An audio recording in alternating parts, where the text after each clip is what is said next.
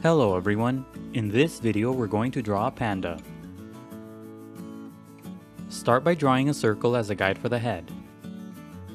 To draw the circle, first make two small marks to indicate the circle's length, and then on the sides make two more small marks to indicate the circle's width.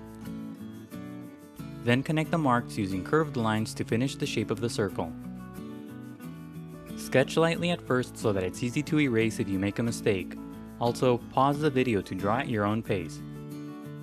The circle doesn't have to be perfect, but if you're having trouble drawing it, just trace the outer edge of a coin, a bottle cap, or anything else with a circular edge. Draw a horizontal line across the circle. This is a construction guide that will help you place the facial features later on. Place the line close to the middle of the circle. Curve the line so that it contours to the shape of the circle.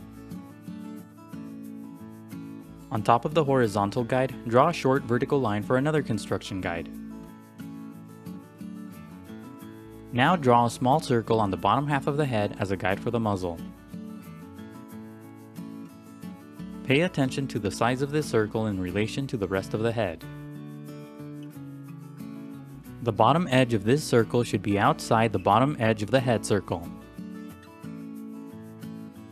On top of the head, draw two short arcs as guides for the ears. The shape of each ear should be similar to an upside-down letter U. Use the vertical line inside the head as a guide to help you determine the space between the ears. To the left of the head, draw a big circular shape as a guide for the front part of the body. To draw this guide, first make three small marks to indicate the sides of the shape, and then connect the marks using curved lines to finish the shape of the guide. The shape of this guide is basically a big circle that's partially hidden behind the head. Pay attention to the size and position of this guide in relation to the head. Farther to the left, draw another circle as a guide for the back portion of the body. Use the 4 marks method to draw this circle too. Don't place this circle too far away or the body will be too long. This circle should be about 1.5 times the size of the head circle. Connect the shapes in the middle using 2 long curved lines to finish the guide for the torso.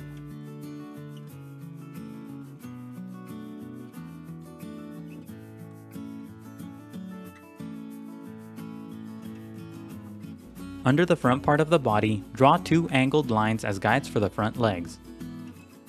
Pandas have short legs, so don't draw these lines too long. The bottom parts of the lines will indicate where the feet will be. Under the back portion of the body, draw 2 more angled lines as guides for the hind legs. Draw these lines slightly shorter than the lines for the front legs. Each line should be similar to the letter L. And that's it for the guidelines. Now let's start on the final drawing.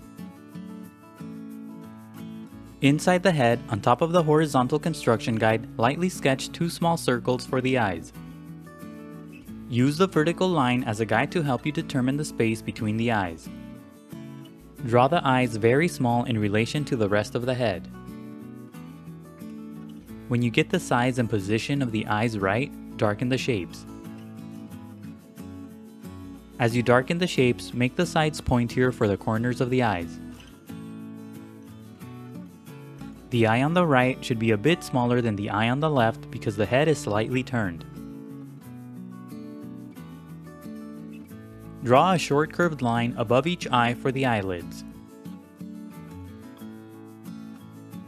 Add a short curved line below each eye too for wrinkles.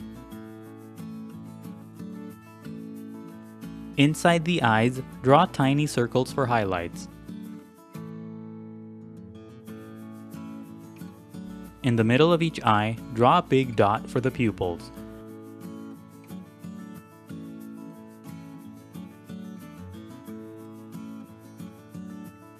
Now shade in the eyes.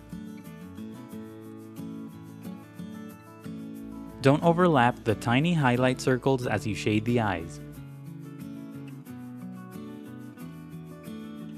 Use a value that's a bit lighter than the pupils as you shade the eyes.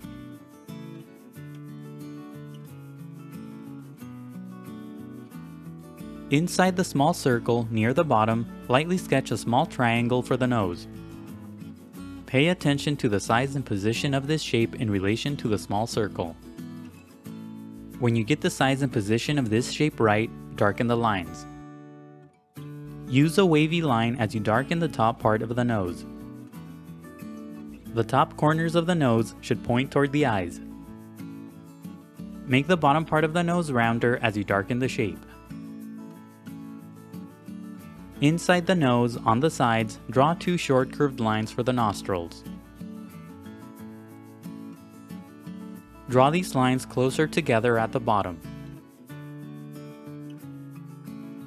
Darken the bottom part of each line to make the nostrils bigger. Draw a short vertical line between the nostrils.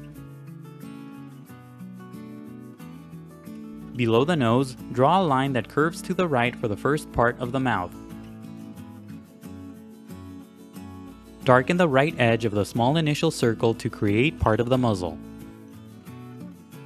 On the left side, draw another curved line for the other half of the mouth. Draw a series of short strokes along the edge of the initial circle for the furry muzzle. At the top, curve the line slightly to the right. Add another short line to the right for the other side of the muzzle. Add a series of short strokes along the top to finish the top of the furry muzzle. Below the mouth, draw a wide curved line that's made up of short strokes for the furry chin.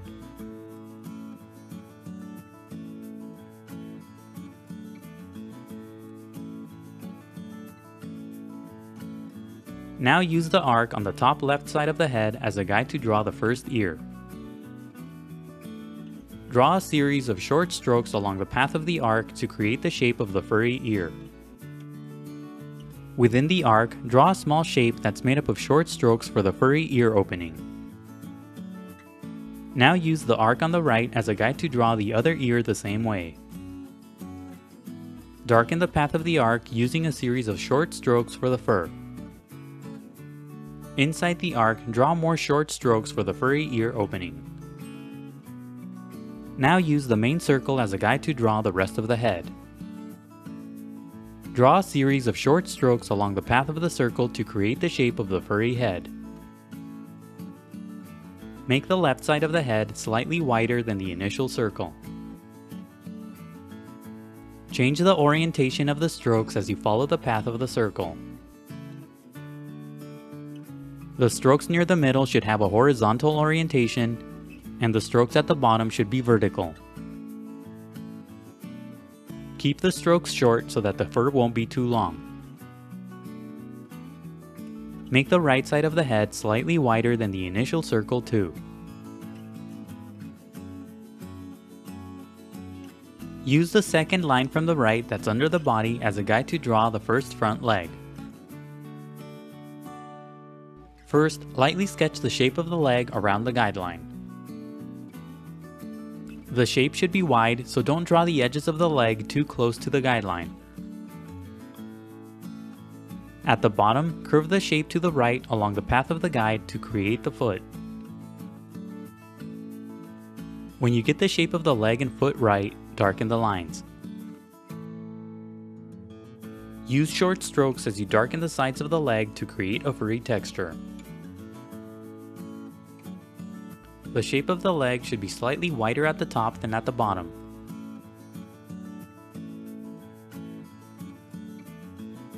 Along the right edge of the foot, draw short curved lines to separate the toes. Make the lines at the bottom shorter for the smaller toes. The bear's fifth toe won't be visible from this angle.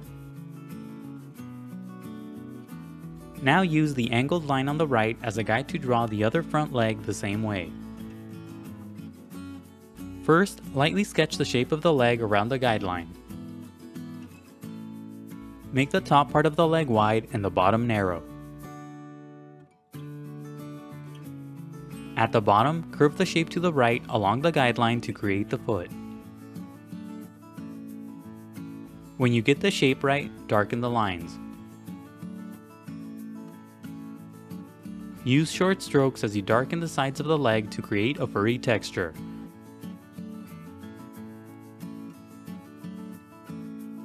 Draw short curved lines along the right edge of the foot to create the toes. Not all the toes on this foot will be visible from this angle.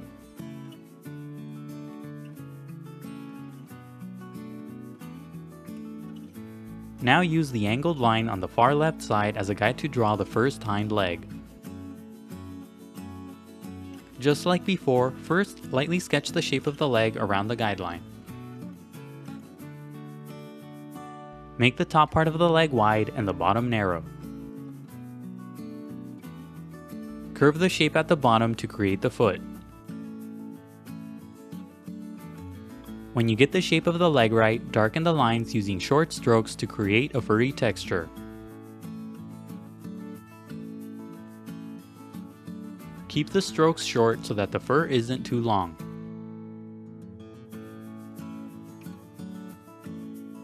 Draw a few short curved lines along the right edge of the foot to separate the toes.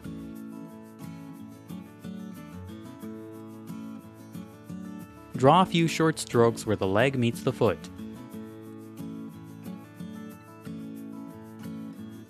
Use the line on the right as a guide to draw the other hind leg the same way. Draw the shape of the leg and foot around the guideline.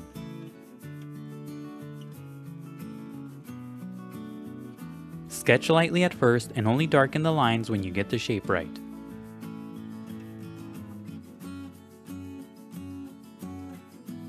Use short strokes for the sides of the leg and curved lines for the toes at the bottom.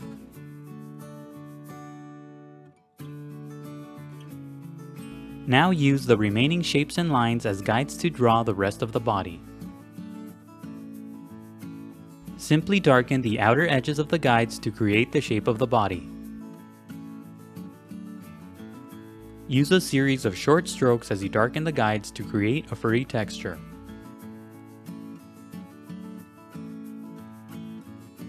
On the left side, draw a curved line that's made up of short strokes for the small tail.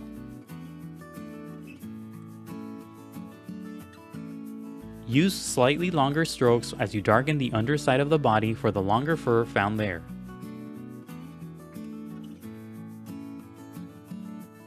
Now erase the initial guidelines. The next few steps are sped up so that the video won't be too long. Don't worry about erasing all of the guidelines. It's okay if you leave some behind. Redraw any of the final lines that you may have accidentally erased. And now add the distinctive panda pattern on the body. Add short strokes on the tops of the legs and around the eyes to indicate where the dark pattern is on the fur. The dark pattern on the front legs reaches all the way to the top and wraps around the back. Now shade in the shapes for the distinctive panda pattern. Shade lightly at first and gradually build up to darker values. For a light value, push down very lightly on your pencil, then push down harder for darker values. Use the dark value for the ears and the nose too. Without this pattern, pandas are very similar to brown bears. If you'd like, you can use a medium value all over the body instead of this pattern to create a brown bear instead of a panda. The pattern on the hind leg fades into the white fur at the top, so gradually add a lighter value at the top. Now use the medium value on the white fur to create shadows. Shadows will give the figure more dimension and volume. Separate your strokes as you shade to create a furry texture. Shading can be time-consuming, so be patient and take breaks. It's a good idea to use reference as you shade for a more accurate depiction of a panda. Draw a shadow at the bottom using a medium value. This grounds the panda so that it doesn't appear to be floating. Keep shading until you're happy with the result. And that's it for the panda. Don't forget to pause the video to draw at your own pace.